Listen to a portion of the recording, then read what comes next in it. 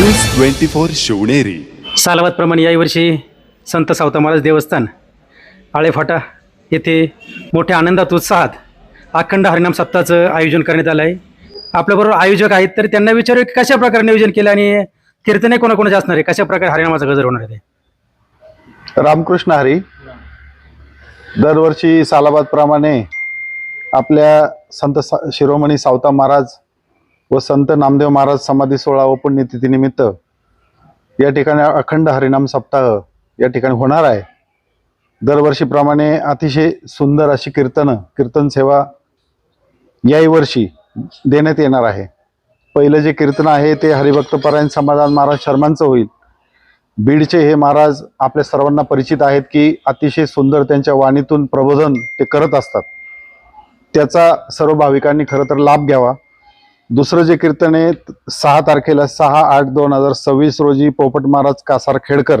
तिसरे जे कीर्तनकार आहेत 7 तारखेला हरिभक्त परायण अक्रूर महाराज साखरे. चौथे जे आहेत शनिवारी 8 तारखेला हरिभक्त परायण शंकर महाराज शेवाळ. आणि आपल्याच तालुक्यातले हरिभक्त परायण महेंद्र महाराज नलावडे यांचं रविवारी 9 तारखेला या ठिकाणी कीर्तन होणार आहे.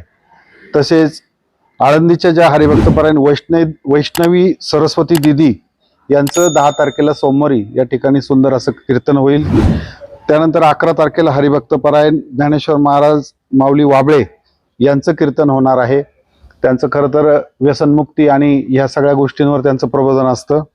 आणि बुधवारी काल्याचं कीर्तन होईल. 12 तारखेला हरिभक्त परायण बजरंग महाराज कर्जुलेकर यांचं काल्याचं कीर्तन या ठिकाणी होणार आहे. बजरंग महाराज अगदी स्थापनेपासून आपल्या सप्त्याची जेव्हापासून सुरुवात झाली तेव्हापासून बजरंग महाराज या ठिकाणी काल्याचं कीर्तन करतात.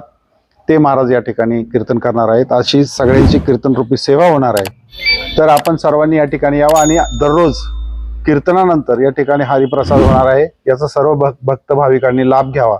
रामकृष्ण हरी.